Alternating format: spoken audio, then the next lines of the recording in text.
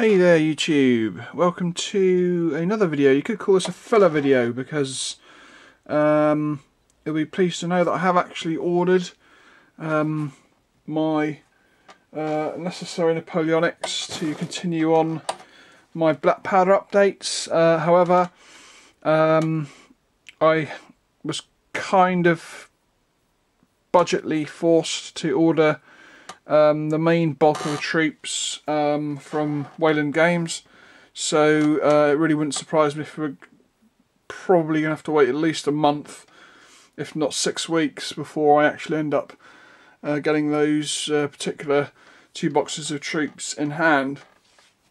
However, I have actually picked up and actually received a couple of command groups and a few more rifles, so perhaps in another video I might just quickly cover those. But the whole point of this video is I've been kind of it was Ralph Astley who first started the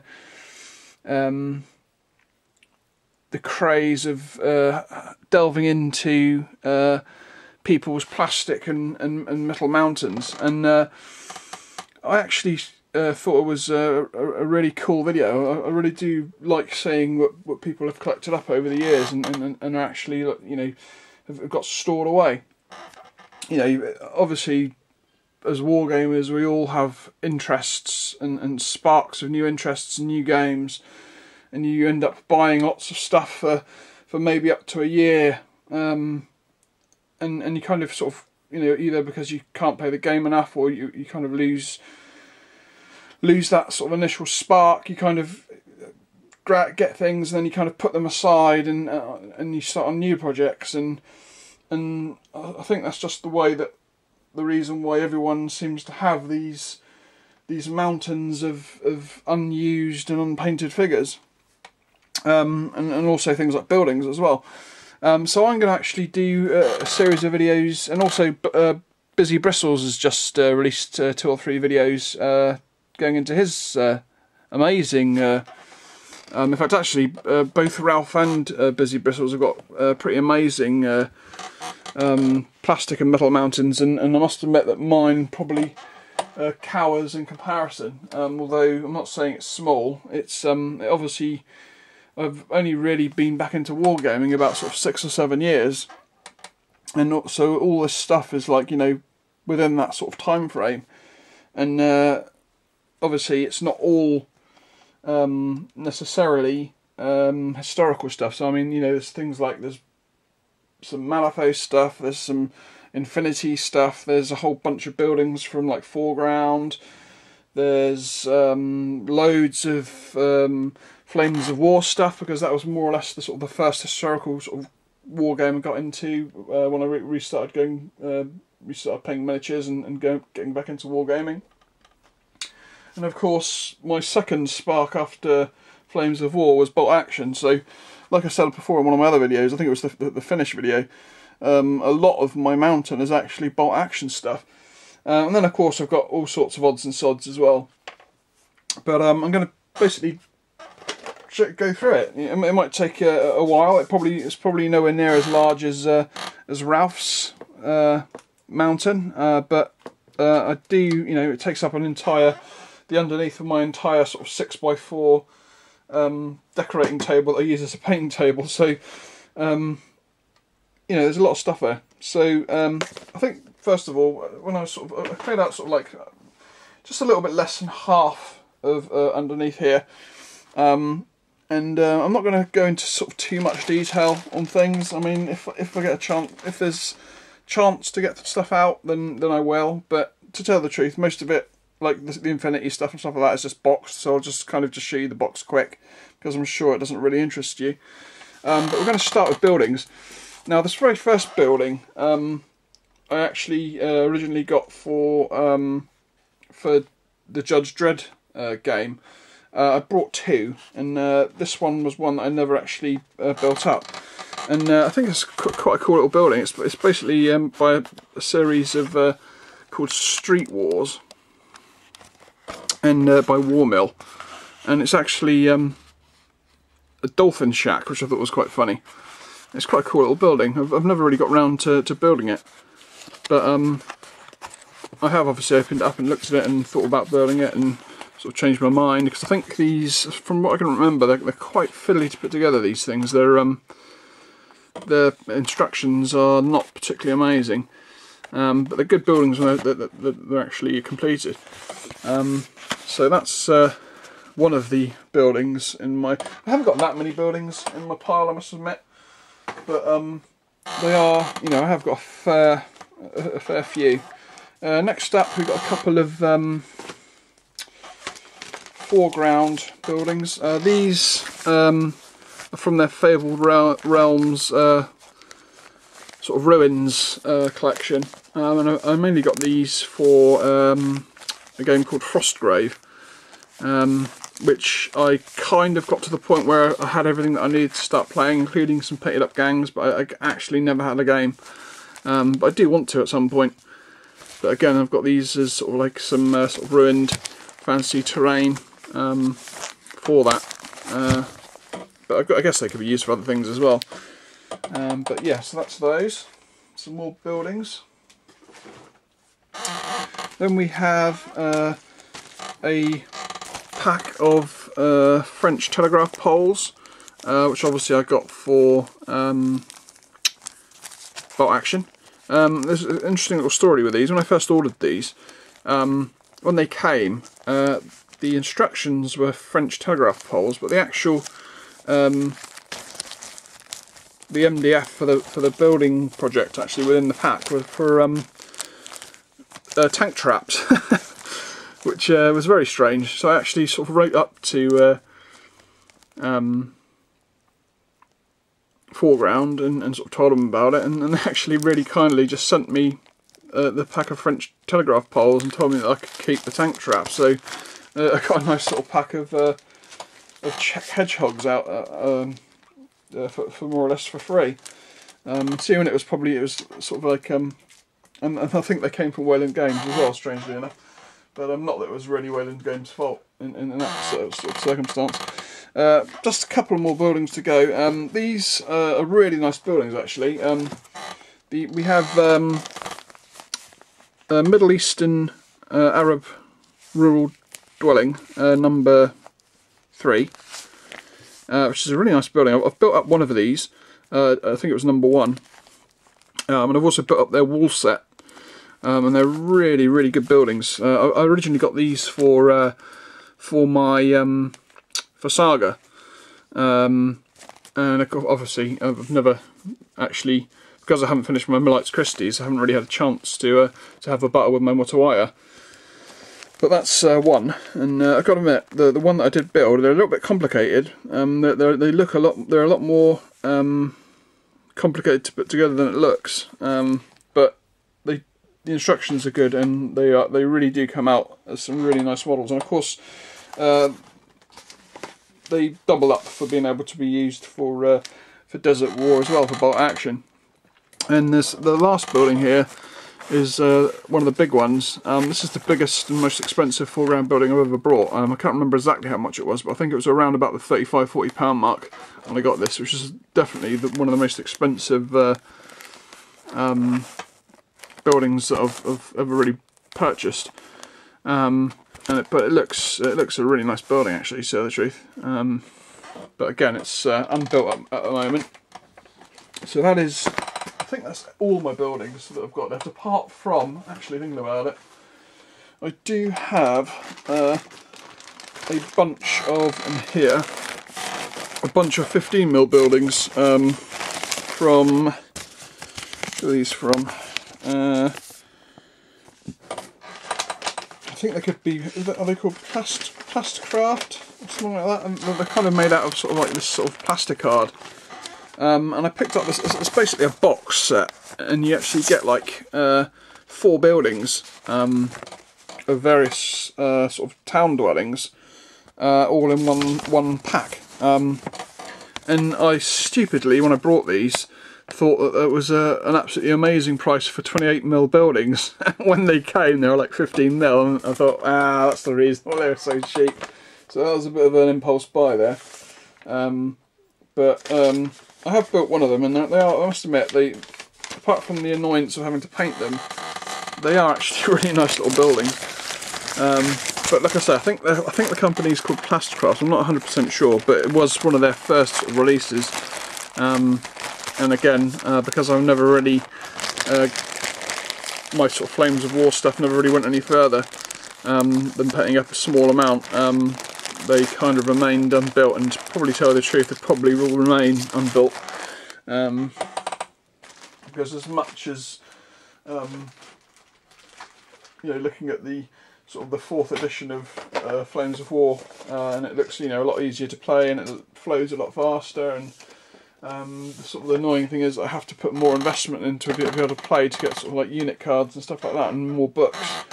And to tell the truth, I don't really want to do that at the moment. So, alas, a big chunk of sort of Flames of War stuff will continue to remain unpainted. So okay, so that's that out of the way. I'm going to try and get rid of a lot of sort of big and not so interesting things out of the way straight away. So the next thing is an Infinity related item, and it's basically, I've just got the whole box here. It's basically just the Operation Ice Storm box set. It comes with said miniatures on the side, and again they're completely untouched, completely unmade, completely unassembled, and as new really. Infinity was a game that I watched quite a few battle reports on. Maybe, I don't know, maybe 4 or 5 months before this box set came out, and I really did quite enjoy the rules. And when they released that sort of 2-player set, it was kind of like a little bit of a godsend, because it kind of gave you a sort of like simplified way of trying to learn the rules, which are actually quite complicated. And I wouldn't say I got mega heavily into it. I basically got enough for like a sizable force. So although I don't have mountains and mountains of Infinity stuff, I do have some more Infinity stuff that will be coming up in the future. The second one is another Infinity pack, and this one was the second one that they released. And it does have some quite interesting miniatures in it, which is part of the reason why I picked it up. But again, it's untouched really. So that's two of the probably the not that interesting category. Okay, next up we've got a couple of quite obscure things.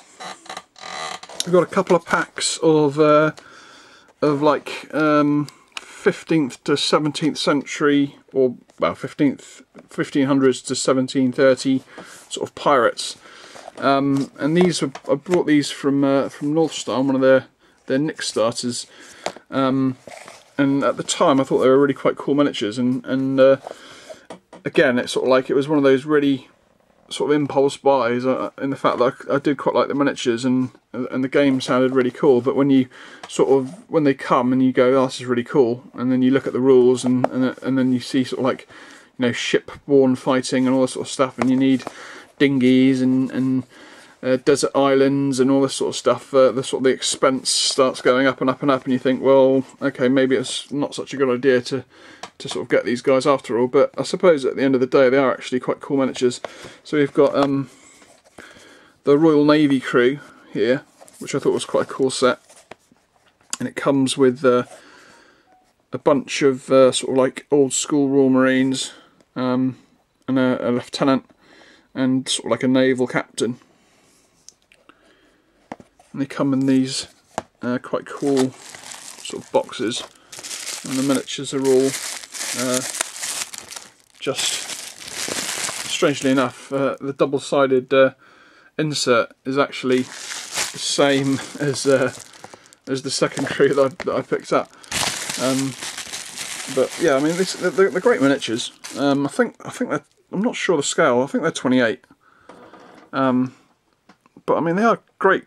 Great sculpted miniatures. So that's the Royal Marines Lieutenant, I believe, or Lieutenant. And here's some of the troops.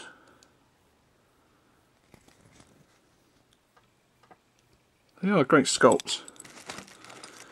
And let's find the naval captain. There.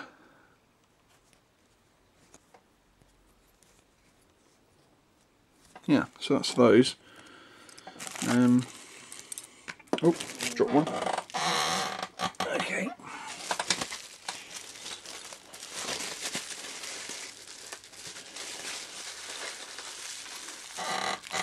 Again, sort of great miniatures, but the actual sort of whether they'll actually ever get painted up is another sort of question.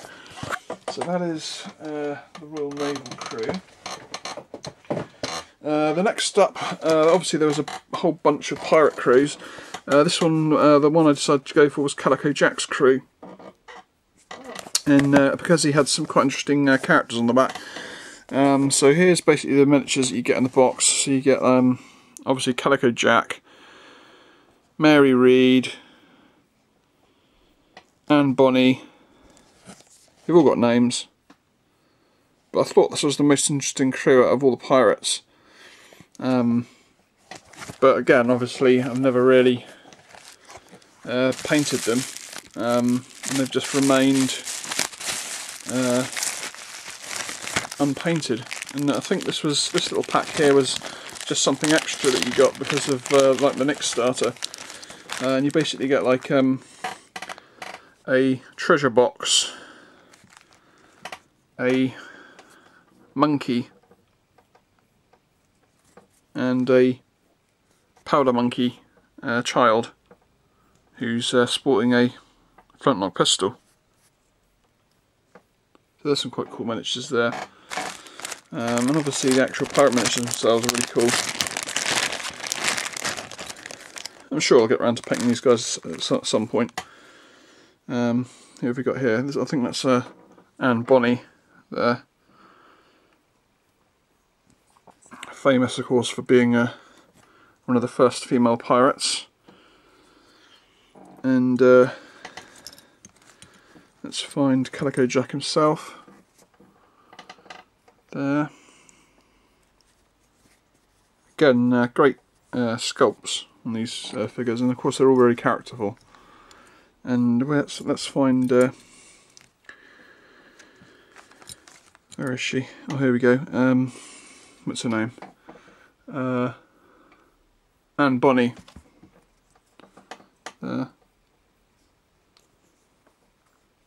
Pretty cool. And just show you a couple more. Just some of the other sort of characters. Yeah, so that's those. And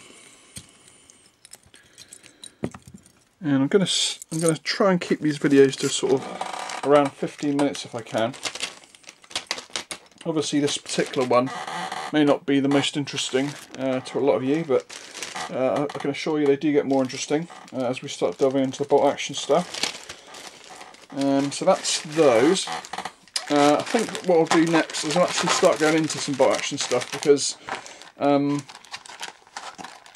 just to kind of keep the interest up, because I don't want to bore you.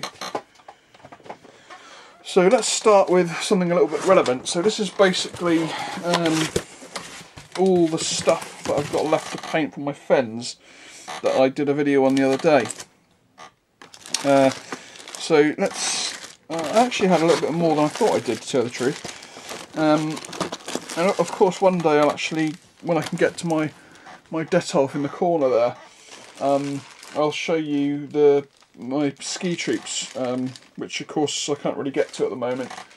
But talking of ski troops, here is the bag of the second bunch of them. Because I think when I started my Fens, I basically picked up two.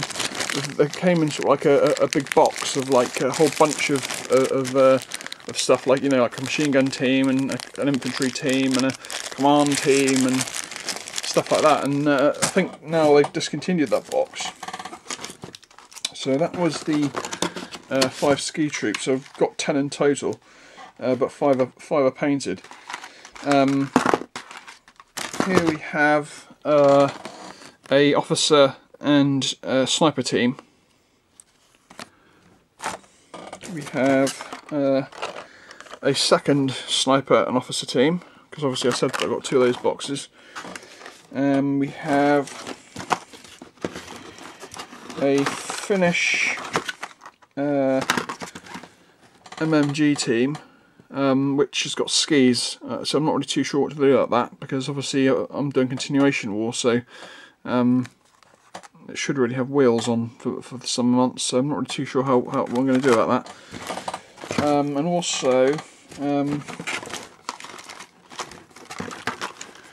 we've got